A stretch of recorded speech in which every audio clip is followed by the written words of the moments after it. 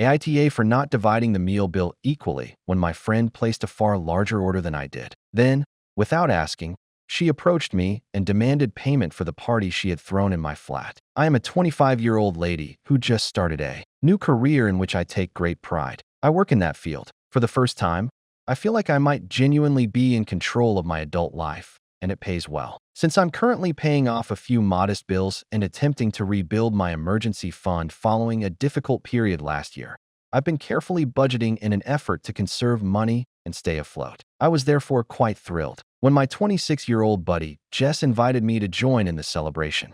Since college, Jess and I have been close. We connected over our shared fear of being away from home when we first met at freshman orientation. Our lives have taken diverse turns over the years. Even though she lives a lot more lavishly than I do and works in luxury real estate, we have always been able to maintain our friendship. Nevertheless, I've been increasingly aware that our lifestyles no longer coincide, particularly in terms of expenditure. Anyway, to appropriately celebrate, she recommended this classy downtown eatery. At first, I hesitated. When I looked it up online, I was immediately struck by how pricey it was in relation to its name. However, Jess said that I deserved it and that it was her treat to me, and that after months of battling for this position, Mom was so proud of me. Don't worry about the money, she even said. I want to stress that portion because it will be important later. This is my gift to you. I thus consented to travel. I even put on my best clothing, spent my time doing cosmetics, and made a concerted effort to have fun. It was everything you could have imagined when we arrived. Linen napkins, dim lighting, and model-like waitresses. Jess was having a great time. Within the first 2 minutes, she ordered a sophisticated cocktail, then an appetizer that was described as having imported cheese and truffle oil. When I ordered, Jess laughed and said, "Come on, live a little." She then ordered herself the $90 filet mignon with 2 sides, another drink, and eventually dessert. I told the waiter, "I just have the soda and a simple pasta dish." It was $20, which is honestly a splurge for me right now, but I figured it was a celebration and I could make it work. I nodded, smiled, and made an effort to look calm. Being a killjoy was not what I wanted. Up until the bill arrived, the evening was uneventful. The waiter put it in one of those small files made of black leather between us. Jess grabbed it, took out her phone, and said, "Let's just split it." I chuckled uneasily, assuming she was kidding. I had clearly placed a far smaller order than she had. She looked up at me as if I had grown 2 heads when I responded, "Oh, I was just going to pay for my stuff, and I even had the cash ready." "Wow, really?" she exclaimed, sounding completely disbelieving, as if I had just disobeyed some holy law. "Well, yeah," I answered, blinking. She leaned back in her chair, rolled her eyes, and muttered something along the lines of, "God, you're so cheap." I sat there in disbelief. I only got the pasta and a soda, so that's like $25 with tax and tip. She wasn't kidding. Since I had hardly touched the menu, she genuinely expected me to pay for half of her pricey meal. I maintained my composure, reiterated that I would pay my share, and began tallying my invoices. She became boisterous at that point. It wasn't shouting, but it was obviously louder than needed. "I wanted to have a pleasant night, and here you are nitpicking over money.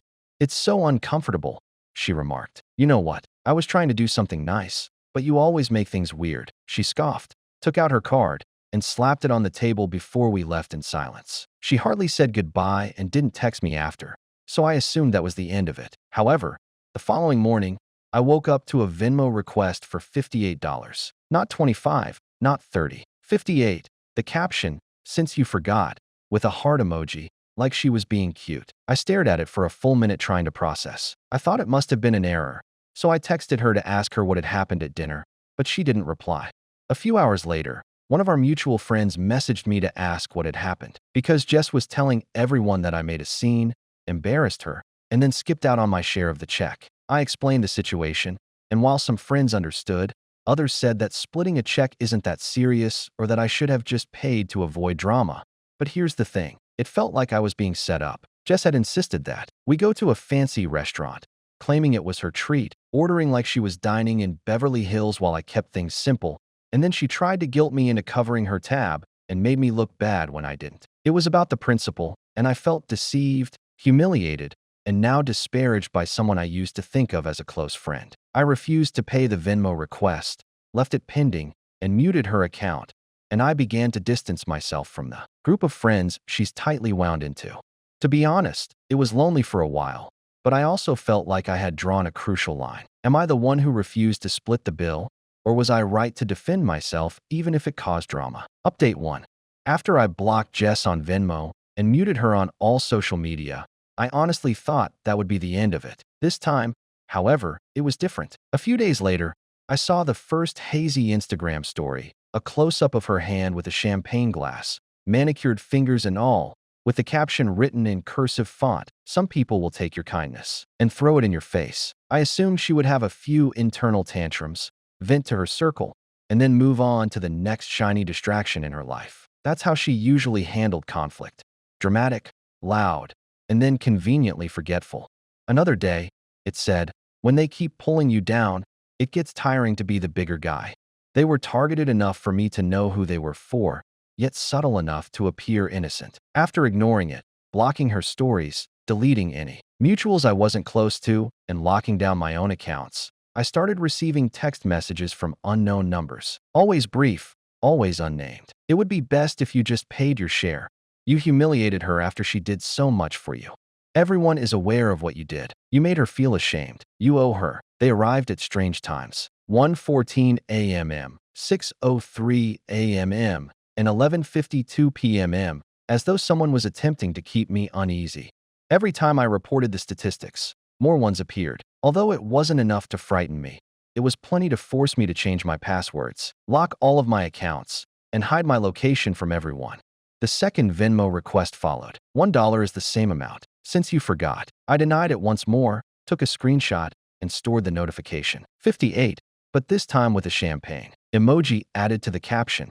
That seemed to strike the ideal balance between keeping myself safe and denying her the gratification of a response. Then followed the third request. This time, it cost $63 and had no caption. No justification for the increased sum. Only that, quiet prod. I left it in digital limbo like some petty little ghost, without touching it, declining, or accepting.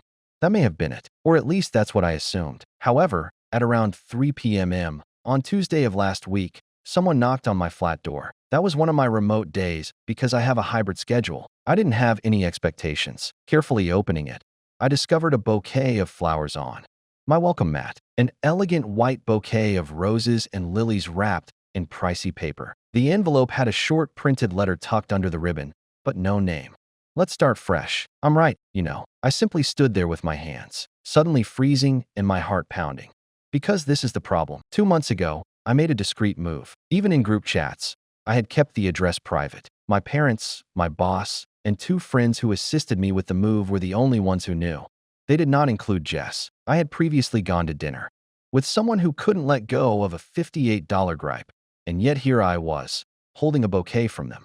I felt safer in this building, so I walked back inside, shut the door, checked all the windows again, and activated the hallway camera I hadn't even set up yet. I didn't ask around or publish about the blooms. I just snapped pictures of everything.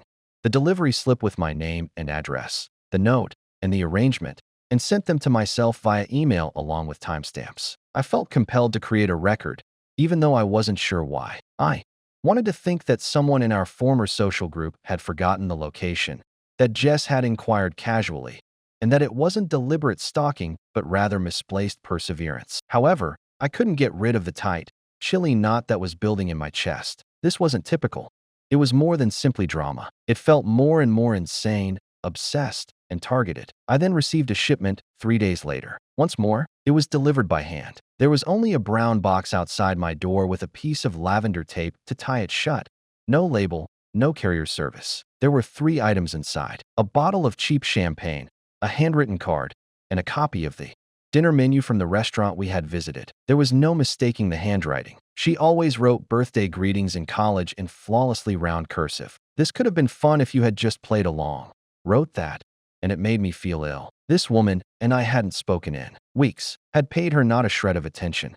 Nevertheless, she had made the effort to find me, sent me some money, texted me using burner phones, and now physically visited my house once again. I reported the situation and asked if anybody had seen a delivery when I called my leasing office. At 10:09 p.m., a woman wearing sunglasses and with black hair entered the building without a guest permit, but the camera at the front entrance did not immediately cover my door. The alert I received about a box being delivered to the lobby coincided with the timing. After asking them to save the video, I began to look out my window whenever I heard footsteps in the corridor. I felt like I was waiting for things to get out of hand the entire week. My appetite vanished, my sleep was disturbed, and even going for a walk to retrieve my mail felt paranoid. I became more concerned about documenting everything. Complete reports, timestamps, and screenshots, since I no longer believed that this would end without anything genuinely unsettling occurring. I even created a folder on my desktop called Event Jess. Around 2:30 a.m. one night, the hallway lights in my building flickered and were out for 10 minutes, which is quite typical for an apartment complex that is 20 years old. However, I was wide awake in bed, holding a flashlight and listening for any noise. Nothing took place. However, the quiet was worse than the sound. I looked into my choices even though I didn't want to call the cops just yet. Emotional discomfort, trespassing, and harassment. On a Saturday, I attended a self-defense course. I purchased window alarms. Citing a personal safety concern, I called my supervisor and asked to work entirely remotely for the upcoming weeks. Luckily, he didn't ask for specifics. Nevertheless, I remained silent towards her. I didn't answer. I was not up to the task. I kept my feelings of distress and the wrongness of this from her. I remained silent and just documented. She wasn't finished, though. The second update. I had planned a peaceful, comfortable evening this past Saturday, with only a blanket, reality TV, and myself to help me relax. I was finally beginning to feel like I could breathe again after a difficult week that had been characterized by excessive anxiety and insufficient sleep. I was relaxing on the couch after reheating some leftovers when I heard someone knock on the door. It was a quiet, informal knock that I nearly disregarded. It wasn't loud or frantic. However, it caused me to pause for some reason. I looked through the peephole, thinking it may be a delivery person or a neighbor who had misplaced the door. However, it wasn't any of those. Jess was the one. She stood there as if this were a typical Saturday night gathering. In her hands were two plastic grocery bags, one containing packages of cookies, chips, and what appeared to be pre-made containers for dip. The second had a pack of plastic cups, a bottle of inexpensive wine, and a few miscellaneous munchies. She wore an oversized jacket, leggings, and a messy bun to look like she was ready for a girl's night out. And she had a radiant expression on her face. There was a huge smile that made it seem as though the weeks of harassment and spooky behavior had never occurred. There was no tension or embarrassment. I felt chilled. My entire being begged me not to open the door. However, in defiance of my instincts, I managed to ask her why she was here. I thought it was time we'd move past all that weird energy, she added, tilting her head and smiling broadly.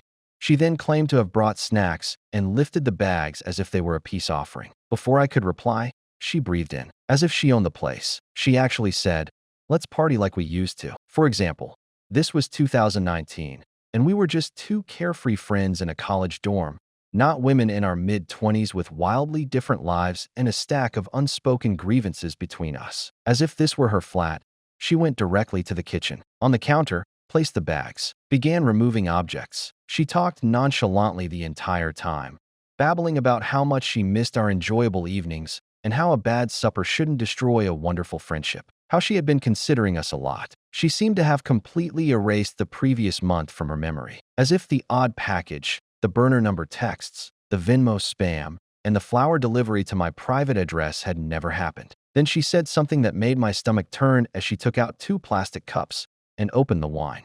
I went a bit too far, but it was worth it when she laughed and said, "Oh, and I'll Venmo you later for this stuff." The excellent chips were mine. It was at that point that everything became clear. She was not here to make amends. She had not come to offer an apology. This was just another attempt to manipulate me and get me to take on a debt, either real or imagined. She welcomed herself in, brought over inexpensive treats I never requested, and was already getting ready to charge me for them. The supper was repeated, but this time it was passed off as an impromptu girls' night. For a moment, I stood motionless, observing her movements as if we were in another reality where she hadn't been the source of my anxiety for the previous few weeks. I then forcefully told her that she had to go.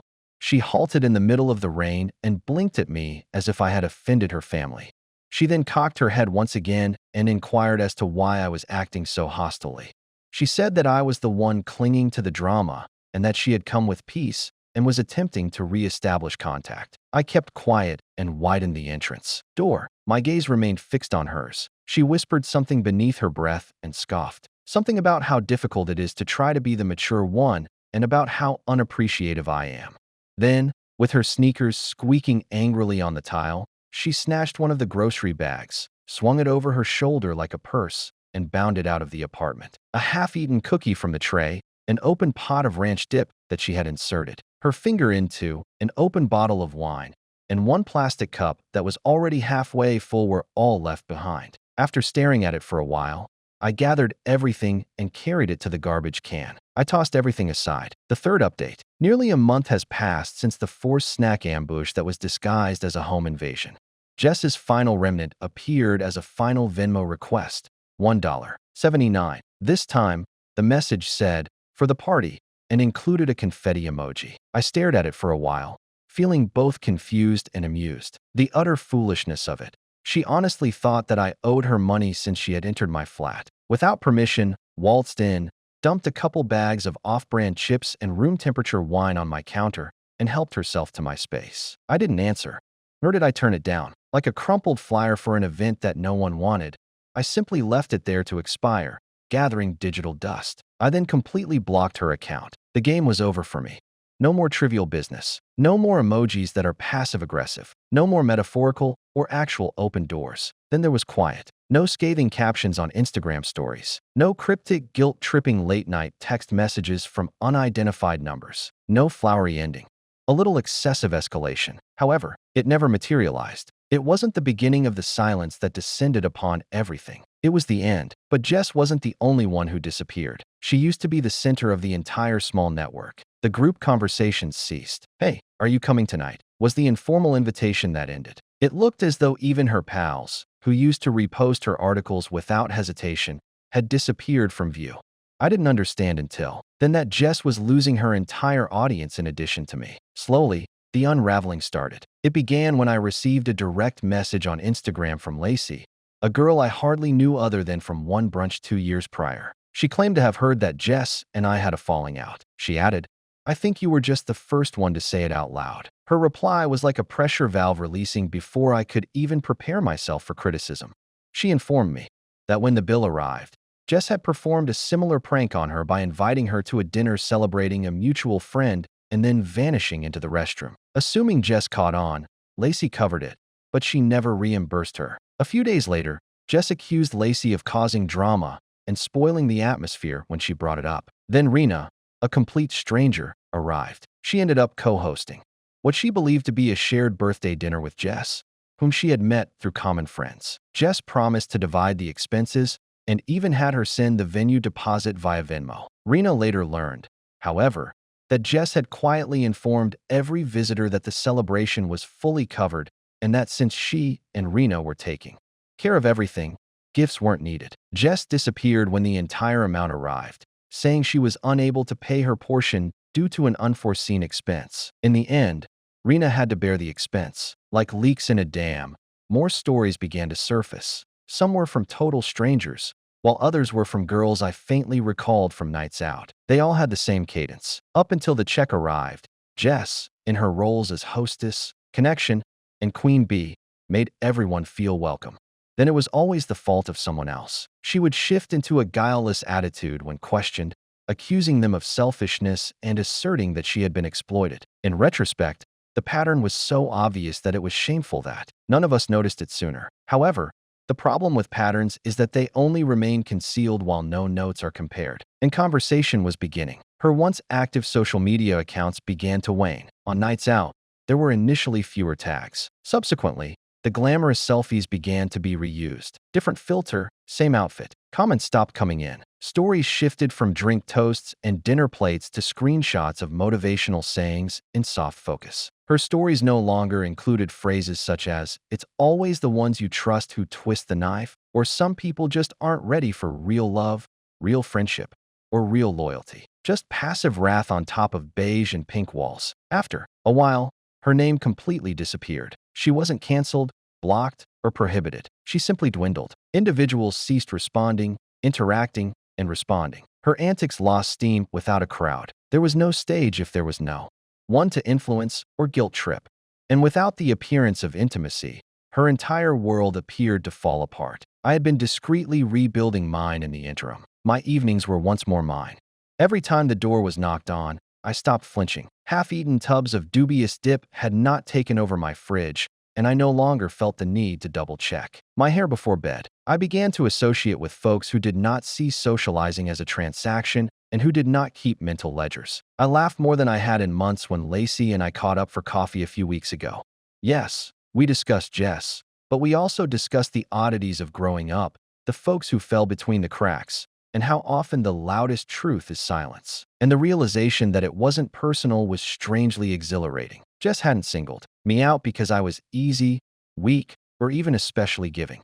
I was the only one who didn't flinch when she ran the same play too many times. I ceased to wonder if I had overreacted. I ceased to question whether I could have handled it more skillfully. I came to see that manipulation did not imply naivete. It just indicates that someone else was prepared to go beyond what you had anticipated. You're not to blame for it. I'm relieved that Jess no longer demands payment from me for her meals.